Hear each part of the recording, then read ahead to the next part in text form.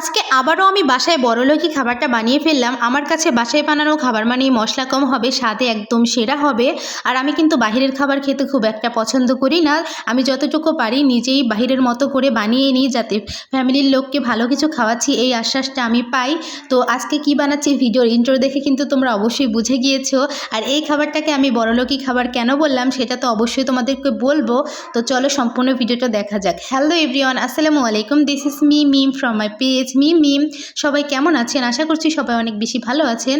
তো আগের ভিডিওতে আমি শেয়ার করেছিলাম যে আমি বাসায় থাকা কিছু সিম্পল উপকরণ দিয়ে বার্গার বানিয়েছিলাম। তো আজকে ভাবলাম যে আজকে একটু অন্যরকম করে বানানো যাক। তো সন্ধ্যাবেলা সেই অনুযায়ী আমি প্রিপারেশন নেওয়া শুরু করে দিয়েছি।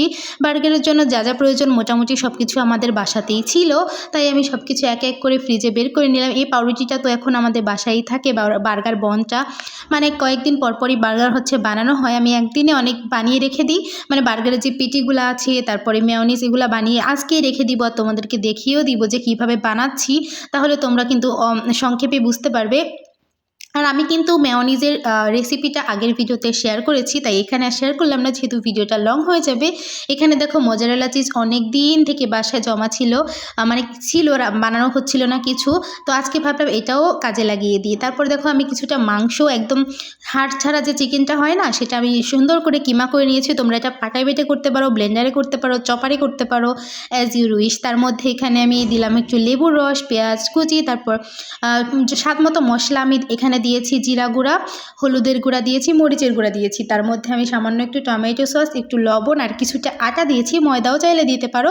তারপরে হাতে একটু তেল মেখে ভালো করে আমি এটাকে একটা শেপ দিয়ে নিচ্ছি।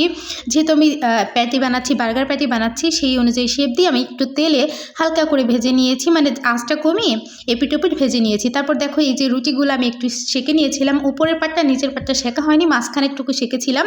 তো তার মধ্যে আমি এখন এই যে চিজগুলোও দেখো গ্রেট করে নিয়েছি, মানে কুচি কুচি করে কেটে নিয়েছি। তার মধ্যে আমি এবার প্রথমেই মেয়োনিজটা দিব। আর মেয়োনিজের রেসিপি কিন্তু আমি আগের ভিডিওতে দিয়েছি, তোমরা চাইলে আমার আগের ভিডিওটা দেখে নিতে পারো। এটা আমার ফেসবুক পেজে, আমার ইউটিউব চ্যানেল এবং টিকটক সব জায়গাতেই পেয়ে যাবা। তার মধ্যে আমি একটু এখানে চিজ দিয়ে নিচ্ছিলাম, চিজ দিলে টেস্টটা কিন্তু আরও বেড়ে যাবে। মাঝখানে বার্গার প্যাটিটা দিলাম। আর এই বার্গারটা বানানোর পর থেকে না, এখন বাসায় আমাকে প্রায় 2-1 দিন পরপরই বানাতে হয়। এজন্য আজকে একটু বেশি করে বানিয়ে নিয়েছি, যাতে বার্গার প্যাটিগুলো আমি ডিপ ফ্রিজে রেখে দিতে পারি। যখন মন চায় একটু গরম করে নিলেই হয়ে যাবে, তখন আমাদের বার্গার রেডি হয়ে যাবে। আর এই বার্গার কিন্তু বাহির থেকে কিনতে গেলে অনেক বেশি টাকা দিয়ে কিনতে হয়, আর ওইটা কিন্তু অতটা স্বাস্থ্যসম্মত হয় না। যেহেতু বাসায় বানাচ্ছি নিজের হাতে হাইজিন মেনটেন করে, এটাই আমার কাছে বেশি ভালো হয়। আর খেতেও কিন্তু একদম বাহিরের তুলনায় একটুকুও কম হবে না টেস্ট, বুঝছো? তোমাদের সাথে কথা বলতে বলতে কিন্তু আমাদের বার্গার রেডি হয়ে গেছে। এর মধ্যে চাইলেই আমি অনেক কিছু অ্যাড করতে পারতাম, কিন্তু আমার এভাবেই ভালো লাগে। তো ভিডিওটা দেখার জন্য অনেক ধন্যবাদ।